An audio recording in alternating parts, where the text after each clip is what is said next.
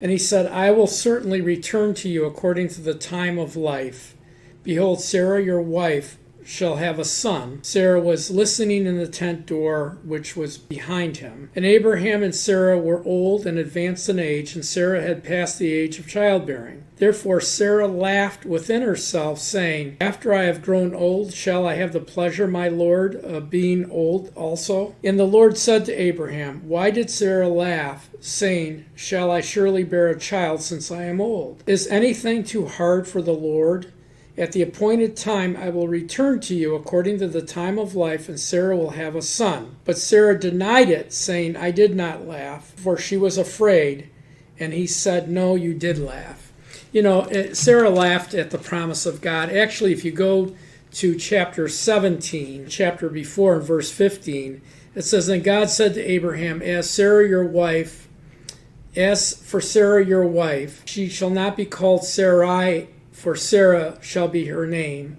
And I will bless her, and also give you a son from her. Then I will bless her, and she shall be a mother of nations, and kings and people shall come from her. Then Abraham fell on his face and laughed, and said in his heart, Shall a child be born to a man who is 100 years old, and shall Sarah, who is 90 years old, also bear a child? Abraham said to God, Oh, that Ishmael may live before you. Then God said, No, Sarah your wife shall bear you a son. You shall call his name Isaac, and I will establish my covenant with him for an everlasting covenant, and with his descendants after him. As for Ishmael, I have heard you.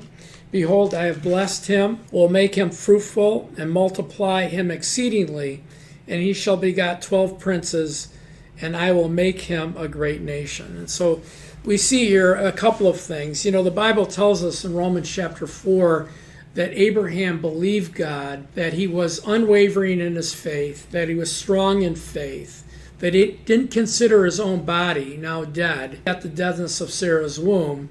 And so from this time, in this story, here in Genesis 17 and Genesis 18, until the time that Isaac was born, they got it together where they were unwavering in their faith. And this teaches us that we grow in faith. Faith comes by hearing, hearing by the word of God. And so over time, we grow in our faith. We should never go backwards. We should always go forwards. But we need to understand that our faith today is stronger than it was, or should be stronger than it was years ago.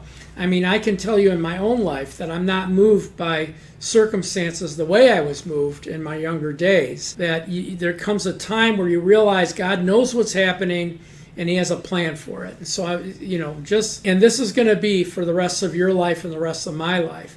But we need to understand we don't start in strong faith. And we need to understand this in others' lives. We need to understand that we're all a work in process. Christians are great at eating their own and destroying their own. And we need to understand that we started without knowledge.